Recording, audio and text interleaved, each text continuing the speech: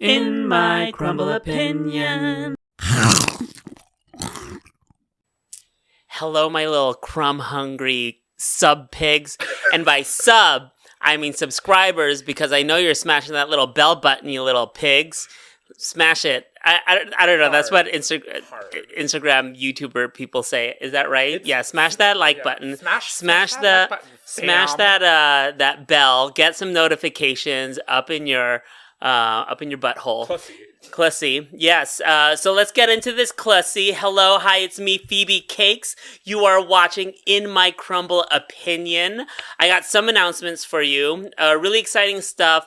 We're converting some of these episodes, I know they're really long, to podcasts that you can stream on Spotify. So if you're at work, or you're commuting to work, or you don't work, and you just like listening to podcasts, you can definitely listen to it on Spotify. We're mastering it a little bit, adding the jingle in, and making the audio a little more friendly for audio-only enjoyment. Yes. All of the previous episodes are currently available on Spotify. I was just informed that all of the episodes of Crumble are on Spotify now, so you could have fun with your ears or whatever holes you want to use. Also, talking about our previous episodes, it's come to my attention that last week's episode with Mud, the Two-Spirit, which is so charming and so beautiful, he cuts my hair and along with Angel's hair, only has 133 views, which is like a third of what Sally Limone has. And Sally gave us nothing except smegma and lies. So you go and watch Mud the Two-Spirit because, baby, patriarchy and colonialism is hard at work, and we got to work harder. Shine a light on all of our performers. So definitely share, like, subscribe, watch our old episodes. Definitely listen on Spotify. And the Patreon is live. I have no followers. That's fine. I did go to 4 days a week, so I am at like a deficit in terms of my budget. So if you wanted, theoretically, to be a patron of mine, the first 5 patrons will get their dick sucked. Just kidding. No, we'll get a vintage Phoebe Cakes t-shirt. I have a few from the first time I ever did merch, and I want to give it to whoever subscribes. So first 5 will get a t-shirt. You don't get to choose the size. Really sorry about that. You can make a rag. You can make a cum rag. How many years ago was vintage? How many years ago was vintage? Pre-pandemic. Anything pre-pandemic sounds like ages ago. Yeah. 2019, maybe? 2019? Yeah, 2019. My friend Todd, who did the title cards for In My Crumble Opinion, he's the mastermind behind Hey Beefcake, these horny little doodles. He's the one that designed my shirt, and it was based on a photo that I did the first time I did Oak Lash, which is coming up, and we'll talk about Oak Lash at some other point, but they're my Oak Lash shirts that I did the first time I did Oak Lash, and I want to give them away to my patrons. All right, let's get into this. Clussy, it's been said before, oh my god. I was listening to the Spotify in my car, and every time I yell, my car shakes, and I need to figure out levels. I'm not going to do that anymore. I'm so sorry I yelled. Anyways, here is Loma Prietta, the biggest, the largest disaster in all of San Francisco. You know what's so fun is that people say that way more now, and so I think it's actually like worked in my favor. It really like drove home the brand. What worked in your favor? I have no idea what you're talking about. Okay, we'll talk about it later. Okay, so you are our third Wixtress, our second Jewish person, but our first white guest. So, as our first white guest, is there anything you want to say on behalf of the white community? I feel like I'm ill-equipped to represent them because they have way more shade. Well, you're doing whiteface. This is literally my highlight That's very shade. meta. Literally my highlight shade. I was going to say it's like, I'm not just like the first like white drag queen. I'm also the most mentally ill drag queen that you've had. Are you the most? I would say, yeah. Let's talk about it. Oh, gosh. Or do you feel like this is a safe space you can share your I think psychoses? I think it's less that it's a safe space and more that I don't filter myself. And so I'm bound to just say something like traumatic and very sad on camera and not think about it. Yeah. Which is great, right? Yeah, that is great. That's wonderful. How are you today? How's your mental state? Stable? Oh my god, no. In this clown face, I'm like, I'm going to be like 5150 and take it off set. No, today I'm fine. Like, I've literally been so excited for this for weeks. I've been talking about it with my coworkers. I've been talking about it with my family. I've been talking about it with, like, online friends. Like, I've been so excited for this. So, yeah, my mental health is Has great anyone today. warned you about anything? Did they say, like, hey, don't do this when you do it? Actually, has anyone given... One person said, and you know what, I'll say, Mona Roll, aka Jake, security at Oasis, I told her that I was doing this, and she's like, oh, Twitter's gonna have a field day. And I'm like, no, I think that I'm gonna be fine. I think you'll be fine. Yeah. I think you'll be fine. We're gonna make it out so that you're fine. Yes. Okay. Great. This so isn't Z-Way, like... No, it's not Z-Way. Not yet, anyways. Oh my gosh, aspirational. Right. I really do want to make all my guests as uncomfortable as Z-Way makes her guests. And also have the fashion that Z-Way has. Oh my god. I'm such a fucking Z-Way fan. Yeah. Okay, so you're not going to apologize for the white community. That's fine. We'll get to apologies later. Are you a part of a drag house or a drag family? So, okay, sort of. So my drag family has pretty much disbanded. The matriarch has kind of disappeared off the face of the earth, and my drag mom has quit drag, and we don't talk that much anymore. Who are they? My drag... The thing is, I know that people have, like... I mean, I know that she's, like, done shit. I'm a little foggy on what. But my drag grandma is Cruisin' Delu. And she had a drag show at the Now... That's a funny name. It's really good. You gotta love, like, the Gen X drag queens with, like, the most filthy pun names. Yeah. But yeah, Cruisin' Delu, she had a show at a it's now a sports bar, which fucking sucks because it's like the 5th sports bar in like a 2-block radius, but it used to be Balançoire, 22nd and Mission, and it was a Latin dance bar, and they had a dance floor and like a DJ booth at the back, and then they had like a big like second floor that was kind of like a ring, like almost like a ring around, and so you could look down, and the dressing room was upstairs, so you could literally watch the performers down on the floor as you were getting ready. I love that. Would people throw tips or just not tip when they're on the upper level? Probably not tip.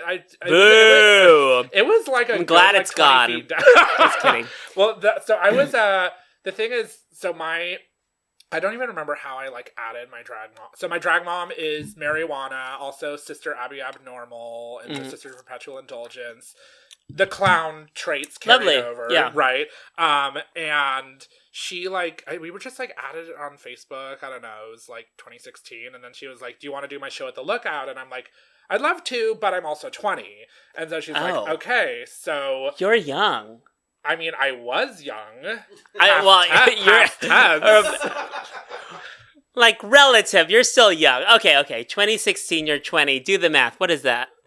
Oh, I don't know. We're not gonna do it. Math is hard. We're clown academics, not real academics. We don't do math. No thoughts, only honk.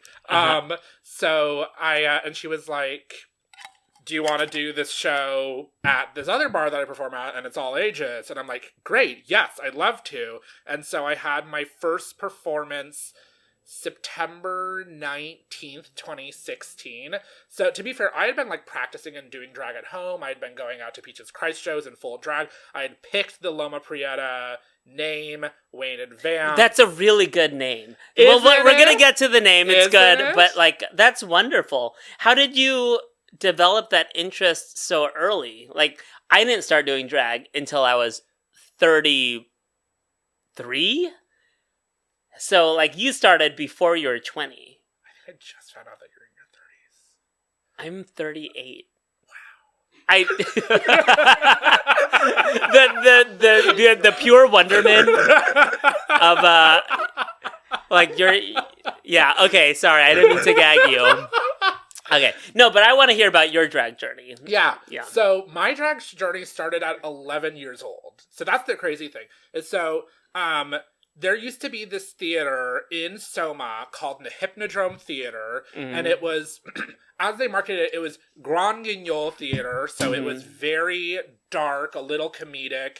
And Wait, so 11? Did Sharon Needles message you? Oh, not that. Okay. No, so it was actually, so I loved horror from a very early age. Okay. And my mom, being a supportive mother, was like, I found this summer camp for kids who like horror called Camp Creepshow, named after the Stephen King comic. Thank you. Your mom sent you to a camp called Camp Creepshow? So my mom is very supportive. Me and my sister are both artists in different mediums, and so she's never really had like a say in it as to whether we were going to pursue art or not. My mom put me in flag football. Oh God! Well, I mean, I did soccer in like elementary school. Yeah. Joke's on her. I was really good about running after boys and snatching their belts off. Oh God! Not that. No. Okay. Well, no. Okay. So Camp Creep Show. Yeah, Camp Creep Show. It was like all kids who liked horror, and it was perfect. And the thing that I found out is that it was run by a bunch of drag queens and drag performers, including legendary longtime staple performers Trangela Lansbury, Roxanne Redmeat, Piranha Psychotronica. So, I mean, I don't know if I interacted with them directly, but they were all members of the theater troupe that ran this theater, the Thrill Peddlers. And so we basically would put on like 2 plays at the end of each like summer, and it was all like horror plays or plays that involve drag. And so I was like a drag mummy one year, and I guess you could really say that's how many years in a row did you do it? 2 until I got kicked out. Okay, that's a story. It's called unmedicated ADHD. That's okay. The story. It's like, was there like a behavior, or was it just an overall vibe that they're like probably behavior, probably okay. just like too hyperactive, probably not like thinking before I talk, but I was also like a child. Yeah. But no, I got the drag bug through that, and that's like the real grooming. I was groomed as a child. Okay, we're gonna cut that out. People are watching this in Tennessee, baby. Okay. So no, I was not groomed. You were not groomed. You were.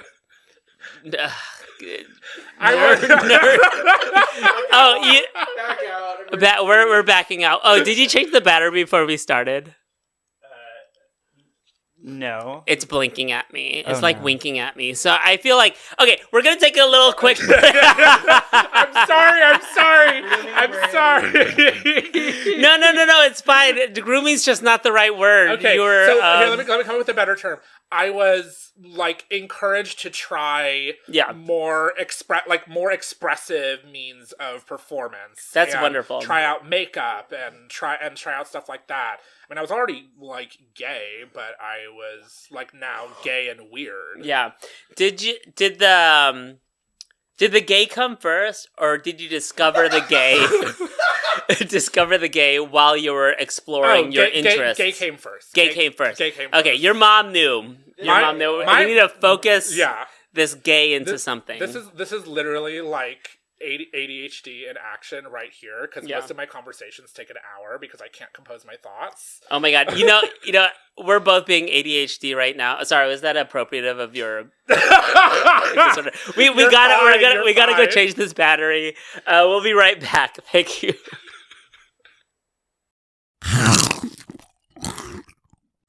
Okay, and we're back. I'm here with Loma Prietta. So we keep saying, like, we're going to talk about your name, but let's talk about your name, Loma Prietta. Where did it come from? Why did you choose it? We kind of talked about it a bit. So, I mean, very early on, I was very inspired by, like, 80s aesthetics and 80s fashion, and I also had, like, an uncomfortably morbid obsession with earthquakes and, earthquake footage, and so, I don't know, I think it just, like...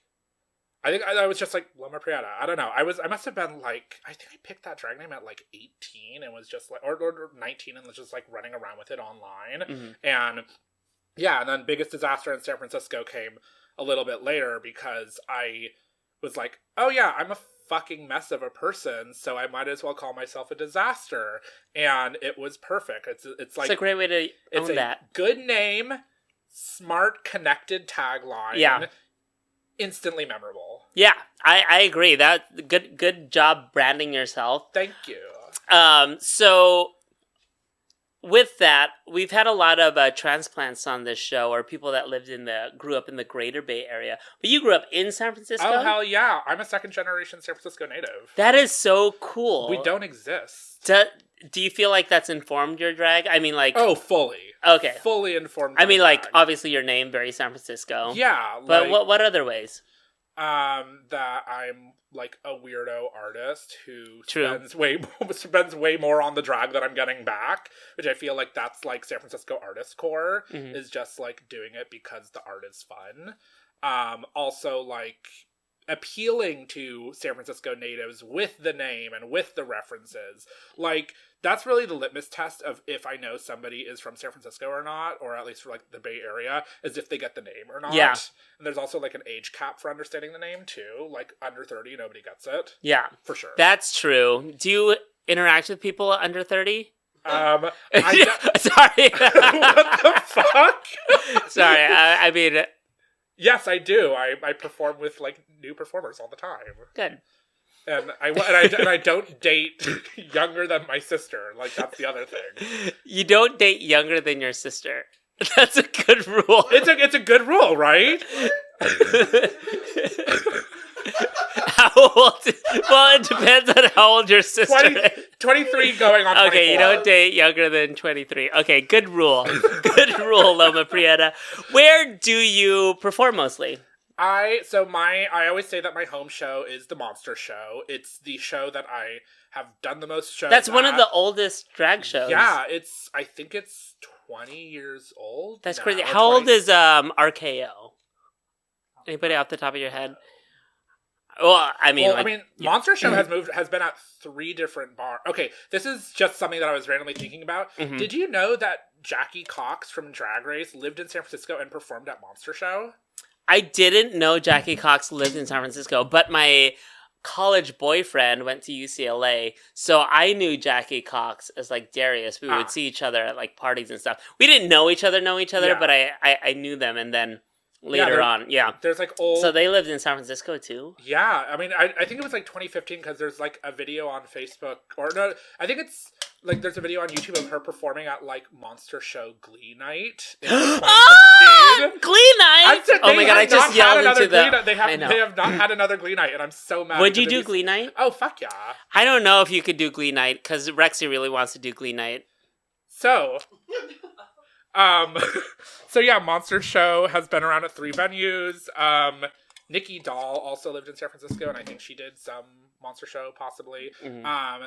But yeah, and Monster Show I have been performing at since like 2017, 2018. But yeah, definitely my home show. They resonate with my style of drag and the way that I create my numbers the most.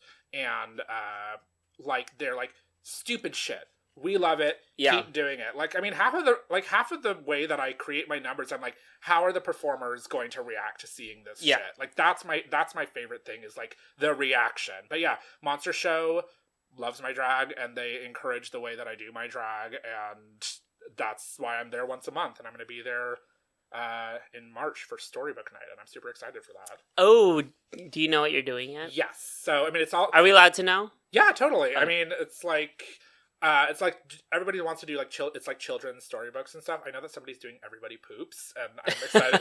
And what's funny is that this performer is probably going to be the second. Is it translucent? No. Well, they could do it. But I'm going to do Amelia Bedelia and most likely the Hungry Hungry Caterpillar. Okay, I don't know the first one you said, but I definitely know Hungry Hungry Caterpillar. Yeah. what was the You first look one? like the Hungry Hungry I look like Amelia Bedelia. Okay. It was one of those like my first reading things, but it's like she's like a nanny maid who like a rich guy hires, and she like can't understand simple tasks, and here's like a phrase and she thinks it means something else. So it's like, Amelia Bedelia, can you draw the curtains? And then she like whips out a piece of like a pad and paper and starts like taking a drawing. Sorry, I already zoned out. Like, literally, I mean, I'm excited about Yeah. it because there's a lot of material to work with, but yeah. Yeah, that's great.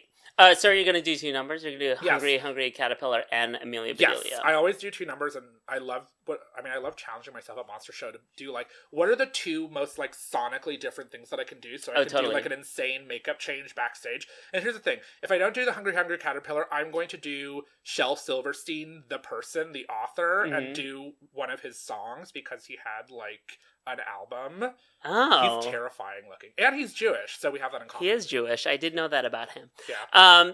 So you call yourself a clown, obviously. You're dressed as a clown. Yes. Are you trained in the clown arts? No, it's all appropriative. It's all appropriative. I was Did I cut you off? No, it just like it really kind of just like threw everything. I thought you were a true clown, and I was gonna ask because like in the voguing community, Leomi and Aja are always calling out fake voguers, calling them nogers. Yes, and I thought like, oh, is there like a term for a fake clown? I don't know. The term is Loma Prietta, apparently. Not that. No, but okay, clown culture. Clown aesthetic. Not I love clown aesthetics. I love clown aesthetics for pulling, like, how I do my own looks. There's always, like, an element. I mean, usually, like, there's always an element of, like, some kind of clown or, like, gesture inspiration. I mean, there's a lot of looks that I like doing that are clowny, and it's also, like, how I perform and slapstick. I don't know. I'm a self-trained clown. You can be a self-trained makeup artist, or you can be a self-trained clown. That's, okay. You get a pass. Acceptable answer. Who are some of your favorite Bay Area clowns? Rock and Sakura. Okay. I mean, Rock is the reason my drag got super stupid. Was like being friends with her. That's really sweet of you to say that about her. Yeah, I mean, I've told her that myself. It's like we started hanging out, and my drag got stupider and stupider and stupider because I was like, this is a fun way to do drag. It's not just like picking your song and like going at it. It's like attaching some like incredibly stupid concept to it. Stupid is my favorite adjective for drag. Stupid is a really good adjective for you in general. Yes, absolutely. Yeah. Would it be a gag if I was like smart and just like lying to everybody? I kind of feel like I used to be smart and I'm like no longer smart. Like there are certain things that I am smart about, and it's usually like hyperfixations or talking about like mental health issues. What are your hyperfixations right now?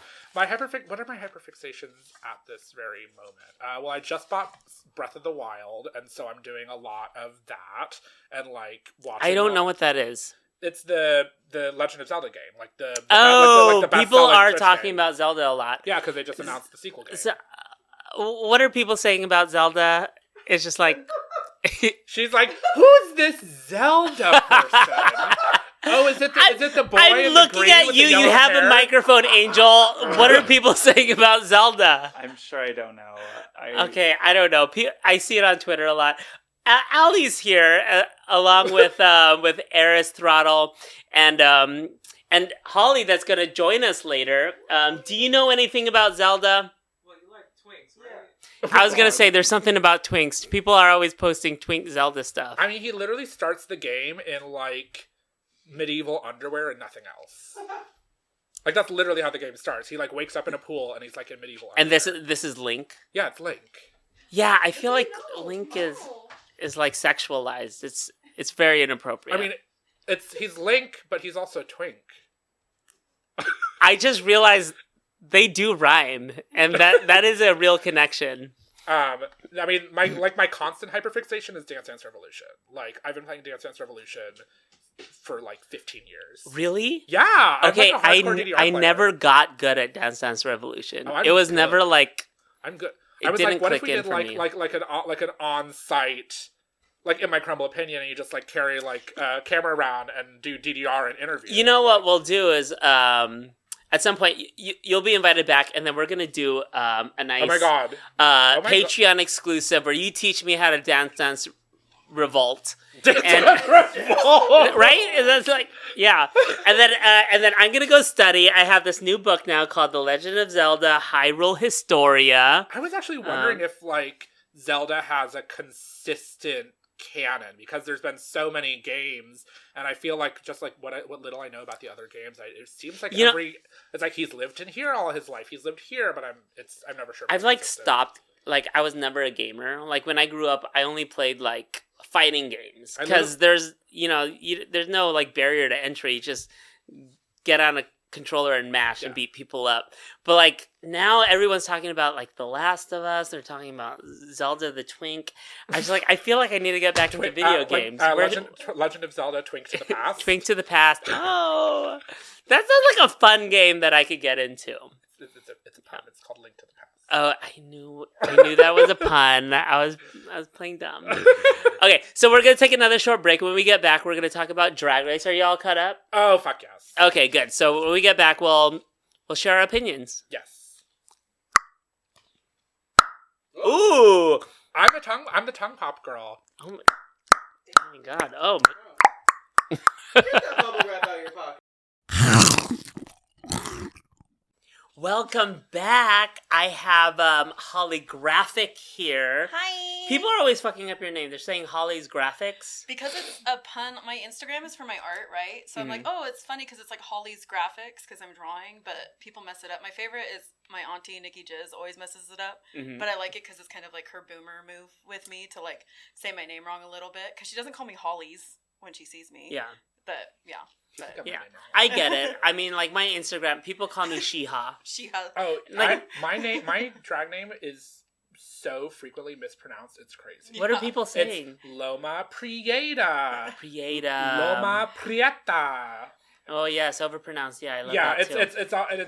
it's very easy to phonetically spell, but sometimes people drop the T when Our they're Latin spelling it. queen, Loma Prietta. Oh my god. And it's almost Italian, which like It we need is to honor the Italian culture. Italian X. Loma Prieta. Loma Prietta. Holographic. I don't know that one Graffiti. Holy graffiti. Oh my god, you should be Holy Graffiti. That'd be cute. Holly graffiti cake. Holy moly. Wait, I think it's like something graffiti is like the drag king version. Probably. My drag queen name was going to be Periwinkle because I just think that's cute. That is cute. And like a dandy. who's Your just drag like, king name was Periwinkle. Yeah, I was going to be like, Oh, that's cute. My drag king name would be Sam Andreas. That's good. Right? I was thinking, yeah, Sam and Dre. Yeah, that's Do good. you know how much? I mean, I have so much. You love material for earthquakes. It's everything's my fault. The biggest crack in San Francisco. Everything's my fault. My crack runs deep, and my favorite new one is I come from an unstable household. Oh, that's good. Wow, you have like a whole like catalog. Right? Very, very jealous. Well, I need more. Oh, you need more? More name kind of like introduction puns. Oh, wait, like for Loma Prietta? You know, that'll be our our Patreon exclusive. We'll brainstorm more taglines Or for Phoebe Cakes for me puns? for Phoebe Cakes. Yeah. Or Phoebe Cakes. Okay, so we're all here. Holly, we've invited you because you're one of the most opinionated people I know. Shady bitch, hates everything. We're here to talk about Drag Race. Remember, we have to keep it light and positive because the mental stability of these queens is very tenuous, according to Twitter and how they act. So, let's try to keep it positive. But what did we think of the ball challenge? Do you want to go first? Because here's the thing: I've been a Drag Race fan forever. And so, no, me too. I'll tell you to shut up, though. I've known you long enough. fierce, I'll cut slay. you off and be like, it's my turn. Yeah, I'll just sit back. And listen. I feel like at least, so I mean, because it was in 3 parts. It was the RuPaul racer outfit reinterpretation. It was the Balls of Balls pass. Mm-hmm. That's not what it's called, but that's what I'm calling it. And Yeah. then The Balls of Balls pass. That's haunts me. Yeah. And then the crystal stuff. I felt like the racer one was really cute. I feel like it was an almost no No duds. There's, like, Yeah. Everyone was good. Yeah. Okay, I will say, Selena says titties, but it's kind of it was poorly fitted. I feel like if you combined Selena's look and Anitra's look, you would get that one yellow and black Fashion Nova bodysuit that all the girls are running around wearing right now. Like, we know it's from Fashion Nova. Yeah. I think Mistress was my favorite one because, like, just using as a like big girl using that type of material, Latex. yeah, and just having it and it was like very NASCAR vibe with like the patches everywhere, but it was Yeah. like reverent, which I think this season of Drag Race is the most irreverent season there's been, where it's just like constantly Ouroboros-ing itself Yeah. in reference, which is like fine because there's enough content now, but You can thank Lux Norlondon for half of that. Oh, Truly. She's doing it in a really smart and funny and like Because it's wink like to the camera way. very slick. I still think about her going, but you're here with us, so are you. Like Yeah. that, I love that. that was big Diana energy to But me, it's to like, be honest. I don't know if the challenge writers realized that Get Those Nuts Away From My Face was funny in the original context only, and it's never been funny a single time since then. Yeah. I'm just thinking about how they put that in the trippy acting challenge that I love. Oh, yeah. But I love Sasha's interpretation because she was the Oh. only person who didn't do it as like a short dress Yep. or a bodysuit. Yep. She said, "This is a gown." And also, as I found out, Kipper Snacks and Melanie Smarks. Yes! I just found that out. Shout out to them. Yeah, that's so cool. That's very cool. I saw some behind the scenes of them kind of fitting Sasha. I'm just like, oh my god. I don't know how to sew, but I would learn how to sew for Sasha Colby. Yeah, I mean it's kind of like the thing where you don't say no. Yeah. I liked her silhouette. I just thought the fabric. I mean, I'm a cake, so I wanted it to be stoned.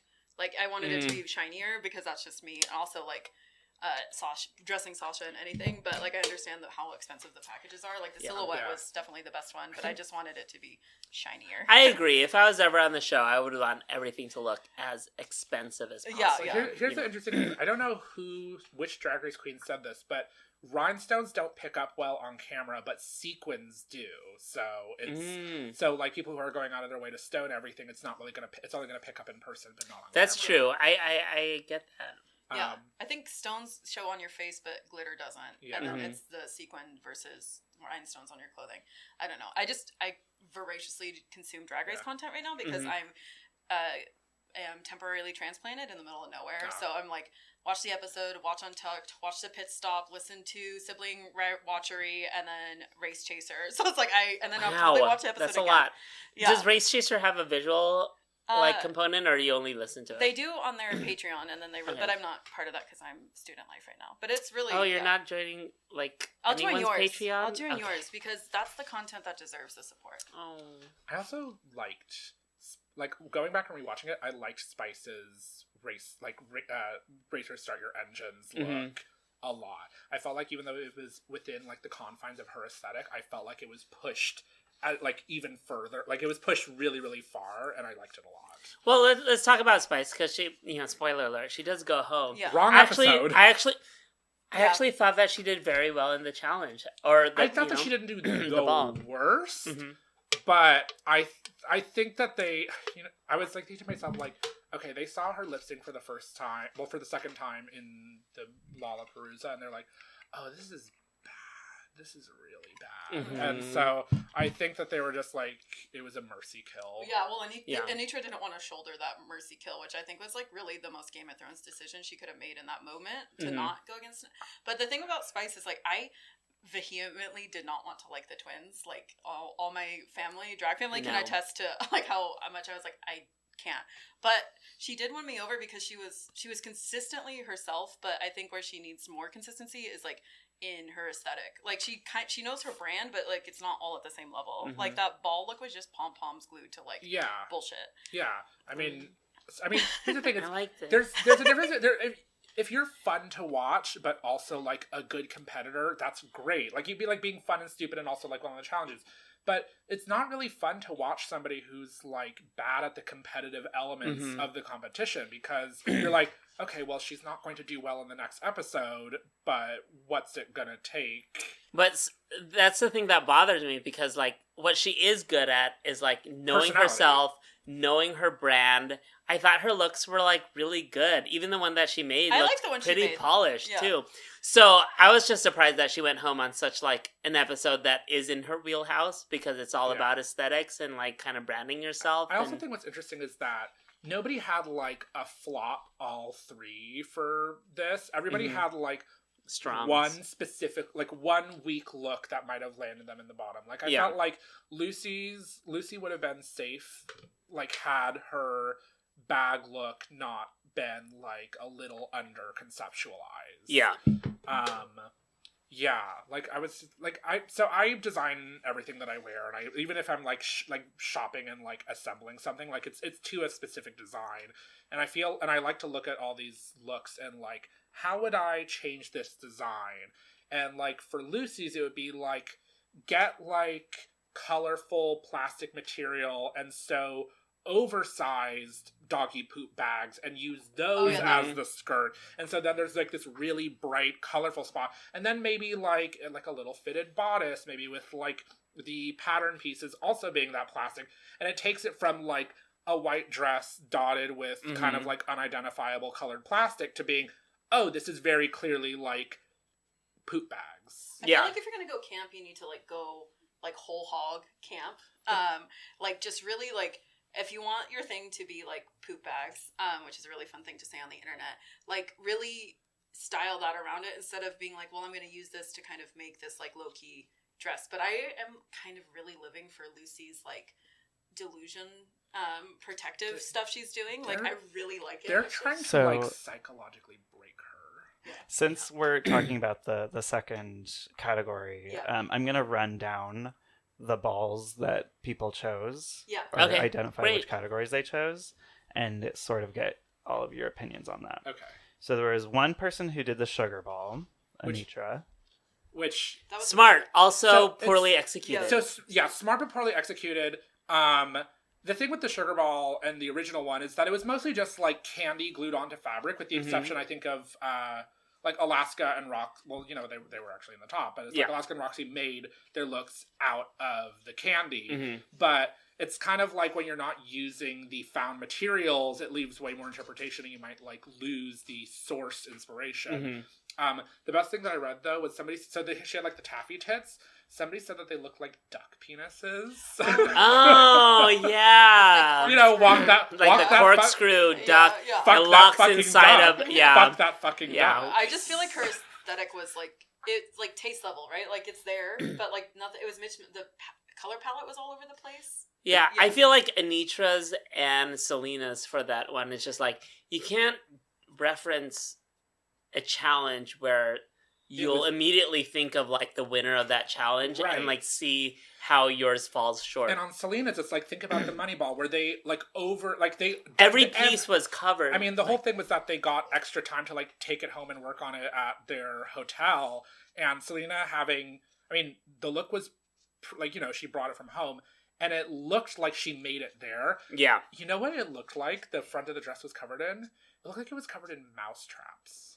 It did. It looked like... they looked like mouse traps from a distance. It just needed to be like fully tessellated and like if covered. It was like armor. If it was almost like armor. Yeah. Like the dollar bills were like layered over in like... Yeah. Yeah, So same with Anitra's. You just saw... And Lucy LaDuca's. Like, you just saw too much of the base fabric. Right, exactly. For it to be like a full... I will say, Anitra has like the best taste level of any Vegas queen who has been on the show since like I can only think of like Coco and Kahana. Who else has been from Vegas? I think Kimora Black too. Oh yeah, Kimora Black. Yeah, Kimora Black looks like my brother in drag. Hot. Brittany bitch. Yeah, truly. Yeah. Oh, Derek. Derek. Oh, Derek. Oh, best aesthetic of the franchise. Period. Derek is like, it's impossible to take fault with her. Yeah. Okay, so I'm gonna cut short the running down the list like I was gonna do, because seems like that'll take most forever. So I'm just gonna say there was one sugar ball, one money ball, two hair balls, 2 balls, and 3 bag balls. Yeah. Are there any balls that should have been represented? The bitch ball. No. The monster ball. Which one was that one? That was the one on season 11 where they all had like horror materials and they had to make like monster looks. Evie was like a witch. Yeah. No, Evie was a voodoo doll. Oh, okay. Yeah. And I'm getting the witch one. Maybe that was another one. The witch. No, there was a Scarlet Envy. I just remember being so mad about that season 11 ball, because I'm like, oh, these queens are not like horror fans. Yeah. Like and the ones who did do horror looks didn't get rewarded for it. But I'm like, if you have a chance to bring a look from home, do the monster ball and go with some crazy like couture horror shit. Which ones would you have done? You mean the monster ball? Well, which ball? Yeah, the Monster Ball. The Monster Ball. And what would you have done for the Monster Ball? Well, it depends on like what they could get away with copyright wise, because I'm honestly don't know if like cosplay drag is like okay on Drag Race. Like if probably not. Yeah, like I mean they've had like loose inspiration, but like I don't know. I've done a lot of horror looks, maybe like couture gown Dracula, because I'm pretty sure that's like I'm pretty sure that's like Dracula public. I'm pretty sure that's like public. That's public, yeah. I think that like the Frankenstein Dracula, like the Mummy is, like, Universal Monsters. Universal Monsters. Like do like couture Universal Monster. How about you? I would do, I think, the bitch ball, because like I want to be like, ooh, I'm an estrus, like just stupid BDSM pup play, like just like ridiculously poodle, like annoying. Yeah. But yeah. I think I would do the hairball, just because like I haven't seen a hair look that I didn't think was sickening, you know? Yeah. Like Yara's scorpion. Yara's that was sickening. But from this year, especially, I thought Lux looked great in her Mugler look. And Aura Mayari, did anybody look at her Instagram? Yes, hers looked was the so best of good. the three who did hairballs, for sure. Yeah. And then, yeah, I don't know. I just think there's so much you can do. I just think of Kimchi saying Florence Henderson poop brown when she got that hair challenge, like with her wigs, when she, like Henderson poop brown. It's all shades of Florence Henderson poop brown.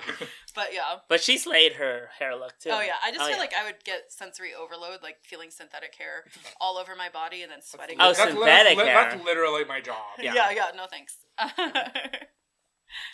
Any closing thoughts on this episode? I was gonna say, Mistress, I think, had the best ball look of like Ball's past look. With the that was couture. That was camp. That was everything. I was watching at home for all of the season except for this past episode where I happened to watch it at the Port Bar. And being able to watch it there was really good because you get like a litmus test or, you know, of how everybody's feeling. Yeah. And as soon as Mistress walked out in those balls, the whole bar erupted. Erupted. Oh my God. Crickets. For Marsha. I see. I knew it before you even said it. Marsha's like the big, like level 1 Barbie simulator clothing outfits where it's like, this is a good idea, but there's like, she has like, she's beautiful, she's tiny, she looks like a model, and she can sew, and it's like... And she's talented. And it's like straight up to her face. Yeah. Like, just, like, give it more to yourself. I don't know. I just want more on it, because it was like, the ideas are there, it's just like, style it, but like, styling is like, something not all seamstresses have. It's a skill. Yeah. It's a skill in itself. Yeah. But Mistress package overall was my favorite. I think Marsha took on the task of making everything herself, so a lot of the more grand... like silhouettes and stuff weren't necessarily what she had in her skill set. So I think she's doing very well for somebody who is like new to drag, like 2 years in, and making everything and committed herself. to making everything themselves. Okay, but like the flower bag thing, she could have found vintage decals like on flower bag dresses, because those were huge. That's not hard to like hand-painted it on. Really, like it doesn't actually, like, as someone who draws, it's like that was like, that's a way to elevate it cheaply and quickly and like have reference and stuff. Like that's what they want on Drag Race, I think, after someone who overconsumes it. But I actually didn't think Selena's like homemade, the satin look with all the stones, I didn't think it was that bad. I didn't think it was that bad either. I don't think she should have been in the bottom. No, I was like confused, like, because it was like so, like, someone could buy that. Like, I know girls who would wear that. Like, I feel like so this is the first time they did a walkthrough. They haven't done a walkthrough all season, right? They did. I don't think they did do a walk. I don't think that they did do a Carson walk. Carson. Oh yeah. And also the first episode, I think, with kind of a little challenge. bit. Yeah.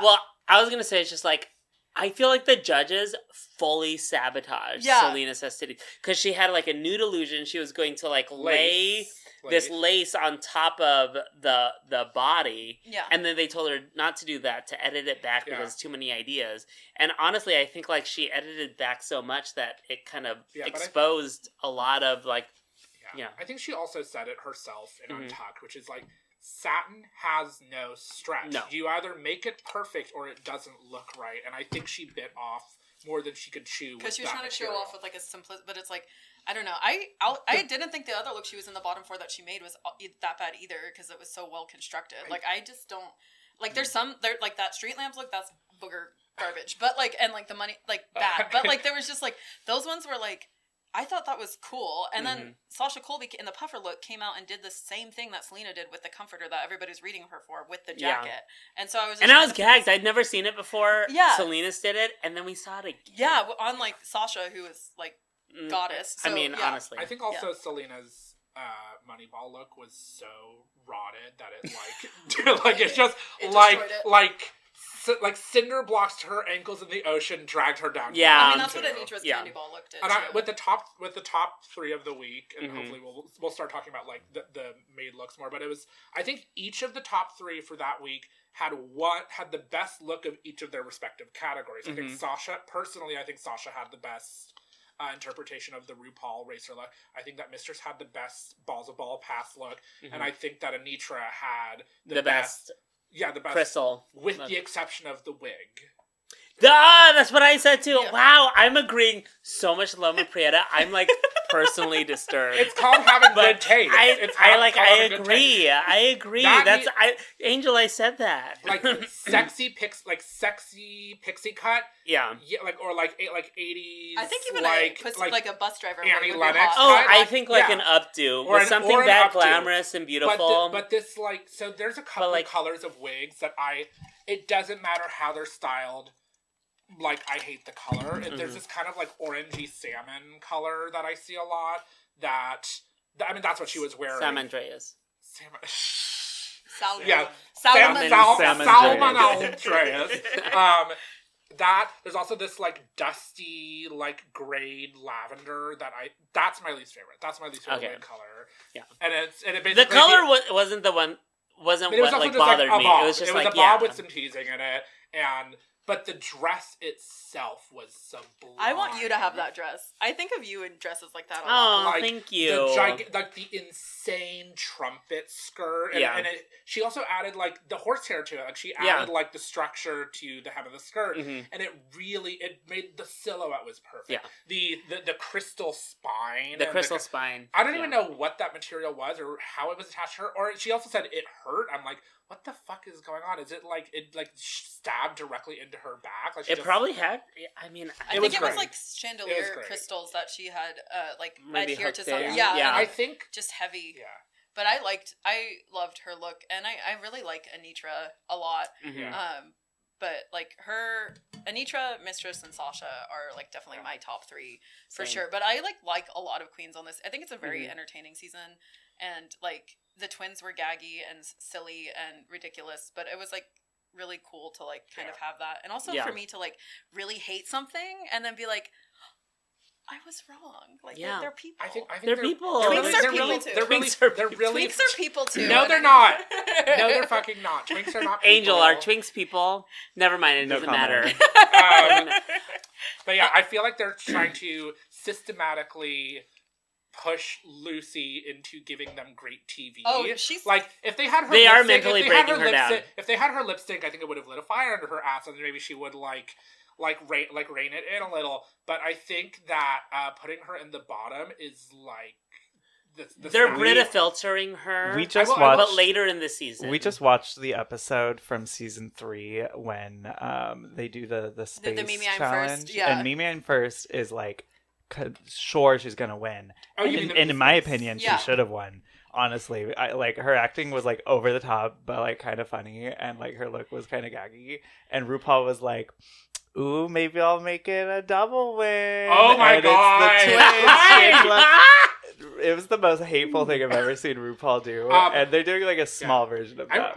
Lucy. Watching that challenge, those trailers that they did were like a minute long. It was beautiful. I also just think Lucy is like, honestly, how so much of us would act on TV if we were being pressured and like being told and like being away from everybody, isolated, high stress, and then like you're in front of someone and you're allowed to vent, but then you don't fully but like that's why I love her. I think she's really good TV, and I just love how like pussy her voice is. Like it's just totally. I love her voice. I'm Lucy, and I'm pissed, and I love it. Yeah, she has a great voice. Yeah, I mean, like in the defense of all these queens, like it's a pressure cooker, and they are not going to show every single moment, and they're showing even less moments. Yeah, and I think like when you feel like there's a whole like large amount of people online all critiquing you for one thing. And I know people are saying like, oh, these season 15 queens, they're too sensitive, but it's like, yeah, we're all like artists. We all probably come from like a little bit of trauma, and we're going to respond defensively. And notice how you never see drag queens like telling these queens that they're like too sensitive, or like it's just, I mean, the non-drag people don't get it, and the drag people do get it. They would get how hard it would be to be in that environment. But I want us to bring back like drag queens who definitely have their own stamp face, that aren't just like soft like glam, TikTok glam. And also like I love how Mistress is just really like so good at like, she'll say what she wants, but then she'll also be like, yeah, that was rude, or like, yeah, I'm gonna say it, and like she owns it, and it's like, that's like, and I'm at peace with that. Like, and I Mistress like that. is one of the smartest contestants to ever have been on this show. Mistress is operating galaxy brain. Yeah, just, truly. Okay, we got to take a short break. But when we get back, we'll talk about the lip sync, because we didn't get to that. Oh yeah. And then a little closing segment. So we'll be right back.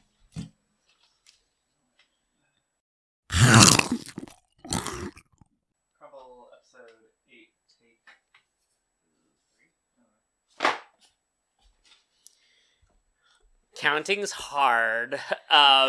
This is take 4. I don't know. Maybe it's 3. I don't know. Who knows? We're not keeping track. I didn't go to school for math.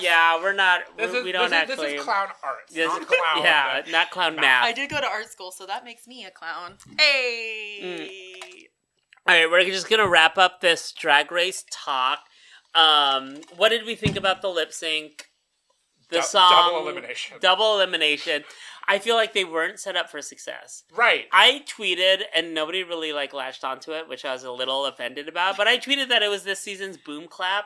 Yeah. Do you remember Boom Clap? When you have an artist with like an incredibly gay, fun to perform discography, and you pick their worst single, like, I mean, there was 4 singles off of Montero, and that's like the most boring one and the one nobody remembers. Everybody remembers Industry Baby. Everybody remembers Call Me By Your Name. Everybody, can you imagine how camp an Old Town Road lip sync would have been? Yeah. Wait, what was it? What one was it? What Lil Nas song was it?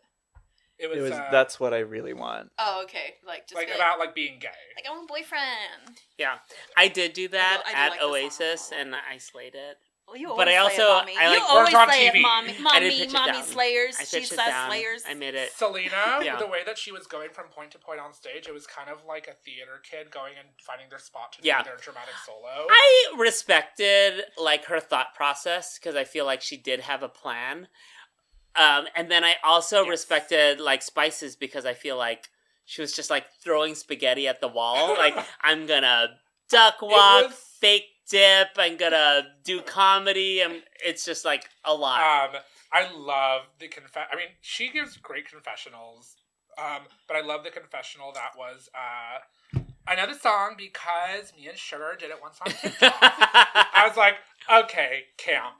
Yeah. Here's the thing, is when twins compete on a reality show, it will always be memorable either for the right reasons or the wrong reasons. Mm-hmm. I remember when they had twins on Project Runway, and my god, they're the most annoying people. To kill myself. Oh, they're the worst. But my god, you guys are screaming. I'm like fully screaming.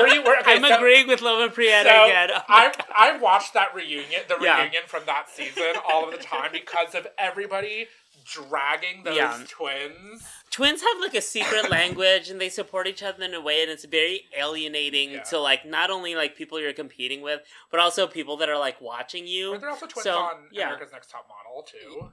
Oh, are they palatable? I've never watched America's Next Top Model, so but no, the twins on. I mean, I guess my only reference frame is the twins on Project Runway. I liked the twins on Rugrats. I thought they did. Oh my god! Oh, they are. That's the best reality competition. Yeah. They were giving their drag is very baby boots. Baby boots. Okay. I feel like neither of the queens were set up for success for this lip sync. I don't want to blame them. It was very double sachet energy, you know. I think Selena's was so like sad because she I have lots of friends in LA and stuff, not to brag, but like everybody speaks very highly of her and how she's great. Yeah. Like, right. And so I feel like she's just like feeling like, oh god, I'm messing, but she's like, she just needs to like remember herself. Honestly, it like breaks my heart because you can actually see the progression. Yeah. Or, you know, degression. Yeah. Has she been like in the bottom 3 for any episodes but the design challenge? No. Yeah, I think that's just like her Achilles heel. Yeah. Her taste, but like she also, I really like some of her looks, but I think she's just such like a really cool person, and everybody that I know that knows her always has the sweetest things to say. So I feel like it's just like, again, that pressure cooker that is Drag Race is very emotionally taxing, and also like the world outside of Drag Race is very emotionally taxing right now. Yeah. Yes. And then Spice just doesn't have the experience, so it just was like kind of, it was just kind of sad. I hate when lip syncs are sad when it's not a sad song. It's just like, oh. Yeah. Turn away like from Charlie the TV. Hyde standing in place. That's not sad. That was empowering. Oh, in España, when Dorvima stands in place, okay, that's how you stand in place. That was, I'm a diehard Drag Race España fan, and that lip sync I will go back to all the time because she's refusing to lip sync because she doesn't want to send her friend home. Yeah. And then her That's friend what gets she to lip said. sync. Well, so the best part is like Carmen Farala, like crouching in the back, like sobbing into her hands because Dorvima is like if we're talking like throw the lip sync, that's like an explicit time somebody threw a lip sync. Anyway, that's such a tangent. But okay, all right. Oh, we're gonna move on. We're gonna leave Drag Race in the dust. Bye. Bye. So, I have a question for both of you. Yes. It could be related to Drag Race, but just like drag in general. What's something you really want to see more of in drag? Not necessarily what's the future of drag, but like what do you think drag has? What opportunities or possibilities do you think drag has for the art form itself, and like what do you want to see more of? I have an answer. I want to see camp drag come back strong. I feel like camp drag is very much on the outs right now. It's definitely Susan Sontag, what is camp drag? Camp drag, it's comedy drag with like a level of tacky. That's I guess camp fashion, but like it's like comedy drag, but like in a waka kind of way. Who's a camp queen or a camp king to you? I'm a camp queen, and as a Jewish camp queen, I'm a concentration campy queen. You're keeping that in. Okay. You're keeping that in. And the thing is, I can make it. Yeah. But yeah, as far as like a camp king, Mason Dixon jars is a great example of a camp king. I think like king campiness and queen campiness are same genre, but I think pull from like very different reference points. I saw this king perform at Nightgowns because they post all their videos. His name was Sweaty Eddie, and he did this insane number that was all yodeling, and he like opens his shirt, and you saw that, Allie, and he like opens his shirt, and it's like a panel of like bare chest, and then he has like his face is insane, it's painted insane, and he rips up in his shirt, and then it's his heart, and he like is holding it out, and he's like yodeling and screaming. Wow. Yeah, like that. But yeah. Oh well, now that you brought up Nightgowns, we just have to mention like Meatballs. Oh my god, I said meat flap. Meatballs. Sorry, there's a lot of meat names. It's Black History Month, and you're It is. Last day, fucked it up on the last day. Fucked it up on the last Meatballs? day. I am not graduating from clown college today. Expelled. Meatballs, George Santos number. So it good. was so good. Incredible. Here's the thing: is it requires an intimate knowledge of the George Santos scandals to know why she picked "This Is Me." Yeah, because they found George Santos's old what's like Smool, like the singing app. They found his old account and found all of the songs that he used to sing with the audio, and he would sing like Disney. What faggot behavior? Oh my god! And they found him like singing Disney songs, and I think that they found him singing "This Is Me" too. Yeah. And so Meatball is pulling from this like intimate knowledge of George Santos doing "This Is Me" on the Smool singing app. What a genius! I know. Oh my gosh! There's not a flop Meatball number. Every Meatball number is like conceptualized to the fullest extent. But my favorite touch of that number was pulling the wig out of an Amazon package. It's so good, and it just flat pack. It's such a small visual gag, and if you notice it, it makes it even better. Shake and go. Can we be quiet for 1 second and listen to the car alarm, because I need to try to edit it out. So be quiet for 2 seconds. Great. Keep going. Okay. I do that too with noise removal and Audacity. Meatball's number was great to the very end. It's like everything that I say to my drag children. Oh my god, I'm like 2 booches in. I can't talk. It's just like you need a beginning, middle, and end. It's like what else is gonna happen after that moment? It's just like okay, you have a gag. Okay, but like there's still a minute and a half left. Just like to the very end, like Meatball's like pulling boas out of her titties. It's just like every single like. It was a full number. But yeah, camp drag. I want to see camp drag come back strong. I just feel like it's very much the genre that audiences are not that into right now. I wonder if that reflects how like camp artists get booked. And it's something that I would like to see bounce back, because when I was starting and doing drag in like 2016 through 2019, that was like the go-to genre for a lot of SF drag artists, was like silly, wacky, haha shit. What do you think is on trend if it's not camp drag, or what is being prioritized over? I think high production, human hair, hot. Like I was gonna say, sexy, attractive, glamorous. I know. Really beautiful makeup, soft makeup, like realism and whatever that might mean. You do hate me. Yeah. Yes. Sorry. I'll say it here on Crumble that I have determined through sitting here. I can do camp drag. I'm a campy queen. Yes, you are. I like to camp. I mean, your number that you did at the Dragula viewing party, I still think about. That was everything. That for the audience, she did Mary and Jesus, and Angel Food was Jesus, and they did the monologue from the dinner table monologue from Hereditary. It's like, don't you swear at me, you little shit. Don't you ever raise your voice at me. And then it turned into Call Me Mother. And I love that. I have like the full video saved on my phone. Does anybody want to hear about my opinions of drag? I want to hear your opinion. I was assuming you're developing your thoughts, but yeah. I'm just like, Loma, just leave now. Okay, Holly, this is your moment. This is your moment. Have it. Your moment. I miss, like, ugly drag. Like, I'm really into, like, ugly drag, where it's, like, people just are doing drag because they want to do it. And, like, bringing back, like, so, like, they have an opinion. Their face is, like, their face. Like, and not everybody's just say Kachina Rude. I know. I was actually going to bring up Freak Andy when we were talking about camp. Like, Kachina Rude's, like, pseudo-persona. I loved Freak Andy so much because, one, I didn't get the pun name, which is Free Candy.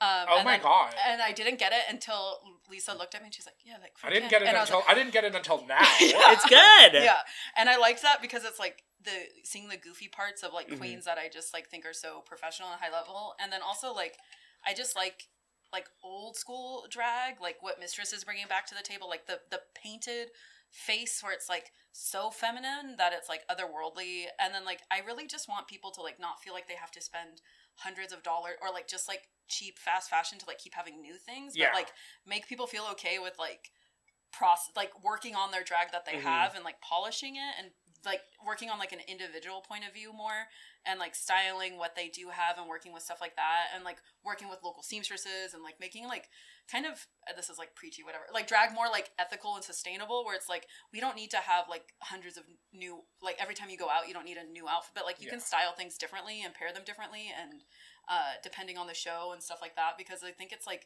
makes it more accessible for more people who feel like I can't go, I don't have a new outfit, I can't do this, and then it's also just like when I started drag, it was like there was a lot of like just weird, ugly shit. Like that's why I really miss the stud so much, because the stud was like such a huge like community for that, just like oddities, like skin suit and like gorgeous but like gross, like Jillian Narling, like you know what I mean, like that vibe, and like I miss that, and I also miss looking at Angel's shirt, like when we did Turbo Pageant, and, like, just that was such a cool time in the drag scene because it was like an open door for like really anything to happen, and then it got like more concise as it went on, but it was just like such a cool way to like cycle through things. And there's like new shows doing that, like not new, but like Pillows is a really good show to go see, like new up and coming like drag that's still being formed and it's like in this nebulous cool state. And I really want like more people feeling more encouraged to do that instead of just being like you know, like not just like but like more like Yeah.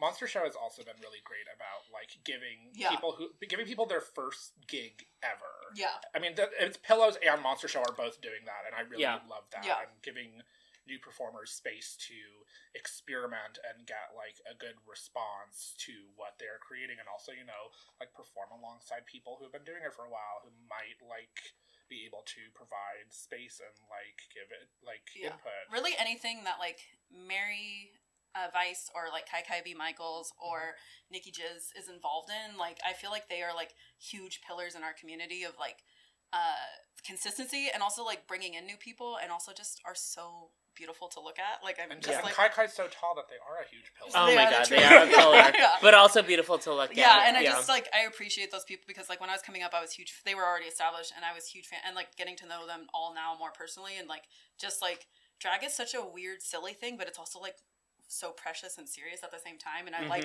when people can reflect that in their art, because it's just an odd thing we all do, and we have like a compulsion for it. Like it feels so important. Like and like moving away from the community for the first time in 10 years, I was like, I don't even feel like myself anymore. And then coming back, it was like, oh thank God.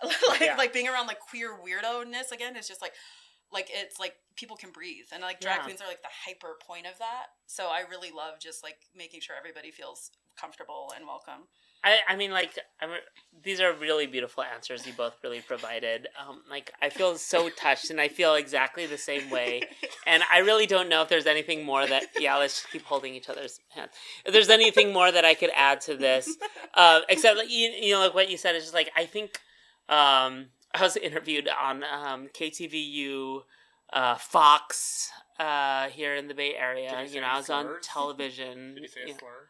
I didn't say a slur, thank God. But, well, you know, one of the questions, like, what are some misconceptions that that people have of drag, or what do you think, you know? And I'm just like, I think a lot of, like, the impulse of people that aren't in the community or that don't participate in drag or appreciate drag is that, like, drag is frivolous, you know? Yeah. But it's like, no, it's actually very important and very political and very real and very intellectual and very absorptive. But it also can be like fun and silly and stupid. Yeah. And, you know, but, like, it has the, you know, the valencies to like encompass all of that. Yeah, it's like a huge community that a lot of people, if you don't know about it, like you don't know, like being around really only straight heteronormative people is like they have no fucking clue what it is. They really don't, and it's like it's so cool to like just be weird and with it and into it. And I think more people need to not be afraid because like it's just the best way. I took a coworker to her first ever drag show at Monster Show, and I think it was Meat Flap did a number, and immediately not meatball, Meat Flap. Mm-hmm. I know. Do you? I do know. And immediately start whipping around dildos, and I'm like, well, trial by fire. Yeah. We are done. Hold on. And she was laughing, and she's like, no, there's like too many cockroaches there. Cockroaches? Cockroach. Not a cockroach. Oh, there are cockroaches. They're literally roaches eating my ass. That's on film now. Roaches eating my coochie? Is this mise en scène okay for you? Do you feel like it's I good? That. You spoke French. Yeah. Wow. Yeah. I'm a polyglot. That means many tongues. Yeah, there we go. Or I don't know. Actually, you got that. Yeah. Okay. I did really want to end the show on that super positive last little question I had, but my producer said, like, no, we have to put in some controversy. And then that's how you get past those 100 views. Yeah. So we are gonna circle back to Drag Race and circle back to your name because we talked about it a lot. Loma Prietta, the biggest disaster in all of San Francisco. Yes. So Princess Poppy used that tagline. Yes. In a Meet the Queens episode. And do you feel like it was targeted because of something else happened? Bussy Queen, this is the part where you start recording for your video. Just so you know. So yeah, I mean, the whole Poppy thing, like, from her getting on Drag Race was really crazy because it was like I didn't know anything about her. I mean, I saw her on Instagram, like, okay, she has fashion, like, she does fashion, and she's, like, a comedy queen. And I didn't know anything about her, and then I was kind of like talking. I don't want to like keep dragging that out, but I'm just gonna say like my experience with her, and so I think a lot of the focus went on. I mean, it's just like I became the conduit for that. Also, but like very unusual to be doing drag for such a long amount of time in the city and not meet somebody. That means a lot to me. I love a good apology. Not that I receive many of them, but I love a good apology. That was kind of like the end of that. Yeah. But it made it on topic. But I'm like, I understand the need for our careers or our personas are now kind of like our casual hobbies. Influenced or acted upon by this like, massive entity. It's now hard kind of to make your drag successful, and the way you market yourself is super important. And having like an established tagline helps a lot. Helps a lot. It helps with like memorability. Yeah. And so that was what I was thinking in a moment. And then ultimately, nobody remembered the Meet the Queen. So it made me think more, okay, I definitely overreacted to this.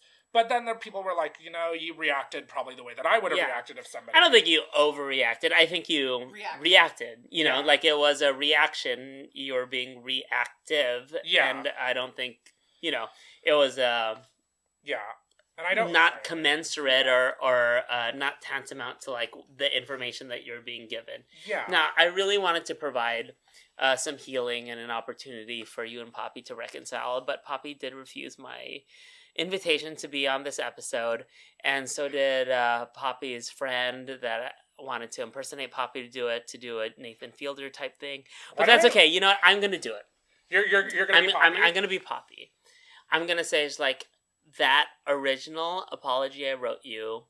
I put a lot of thought into it, and that was speaking from my heart. And I did want to make amends, and I did want to make things right with my community, because I do care about San Francisco, even though I'm not fully integrated in its scene. And, part of my genius and my talent is kind of like cleverness and funniness, but a lot of that is kind of like a reflex. A lot of comedy and comedy writing is a regurgitation of good things that you've heard, and without thinking, I parroted you. Without thinking, I parroted Sasha Colby. I called myself your least favorite drag queen's least favorite drag queen. And I was like, that was Sasha Colby's line, but I did it because it was funny in the moment and it came to me. And likewise, these producers were staring at me. They're asking me questions. And, I said your line, which was really brilliantly worded and written. And it was about San Francisco, and I wanted to represent my city. And your words came to me in that moment, and it was used, but I didn't mean it in a way to kind of like, snipe you or make you feel, kind of stolen from, and I'm sorry. Thank you, I appreciate that. I think emotions running high, but I think having clarification after, if it was an accident, would have helped. Yeah. A lot. Because I haven't heard from you at all, and I just assumed that it was done to hurt me, and then... I'm so busy, and being on TV, and the way that I was on TV is actually, like, it's hard. It's not everything I imagined. And I'm just so busy, and I'm so tired, and it's actually not everything that I imagined it was going to be. And I'm sorry I haven't taken the time to apologize again and reach out. But at some point in the future, it's going to happen. Okay, that's good. And I look forward to hearing from you after some time of reflection. Me too. That was real hard. It was. That was real hard. And there were certain parts of it that were harder to listen to than others. My favorite part is Phoebe rubbing her feet on me this whole time. I'm not wearing shoes. I'm so sorry. And it's cold in here. Okay. I think that's a good... I think we're done with the episode. Feet for free. Feet for free. Feet on Patreon. If you want to see drag queen feet and socks subscribe to the In My Crumble Opinion Patreon for exclusive extra footage and feet. Footage. Okay, thank you so much for watching. Subscribe to the Patreon. Like and subscribe. Follow me on Instagram. She has layers. And on TikTok. Also, she has layers. Where can we find you? I'm on Instagram at Holly's Graphics, Holly's_graphics, and that's where I post my art. I'm also on TikTok as HollyGraphicX. And yeah, commission me if you want any art or cute things. I'm good at drawing. I draw. Drawer. She's a drawess. A drawer. Drawer. And you can find me at the Loma Prietta. For the spelling, it's LOMAPRIETTA. The Loma Prietta on Instagram and on Twitter, which I am using more. I do not have a TikTok. I am not a video content girl. Oh, and I also have a YouTube channel where I post a lot of my performances. But yeah, the Loma Prietta on pretty much everything. All right. Oh, wait. I wanted to give a shout out to my sissy, Angel Food Cakes, for all the producing and hard work she does on the show, because I love her. Stop. The one twink that we're okay with. Yeah. The last twink in San Francisco.